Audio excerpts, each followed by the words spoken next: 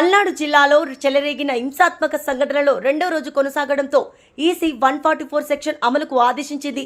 ఈ మేరకు జిల్లా పాలనాధికారి శివశంకర్ పోలీస్ శాఖకు ఉత్తర్వులిచ్చారు.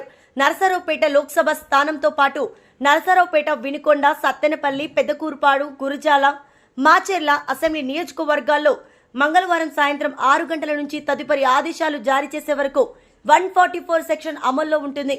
ముగ్గురికి మించి ఎక్కువ మంది గుమ్మికూడొద్దని, సభలు సమావేశాలు నిర్వహించకూడదని, అనుమానాస్పదంగా సంచరించకూడదని పోలీసు అధికారులు హెచ్చరించారు. సత్తెనపల్లి పట్టణ ప్రజలు పోలీసు వారి విజ్ఞప్తి, పల్నాడు జిల్లా మొత్తం 144 సెక్షన్ అమల్లో ఉంది. ప్రతి ఒక్కరూ స్వచ్ఛందంగా పోలీసు వారికి సహకరించి షాపులు క్లోజ్ చేయాలి. ఎవరైనా పోలీసు వారి ఉత్తర్వులు ఉల్లంఘించి షాపులు కనుక ఓపెన్ చేసినట్లయితే చట్టరీత్యా చర్యలు తీసుకుంటాము. ప్రతి ఒక్కరూ దయచేసి పోలీసు వారికి సహకరించండి.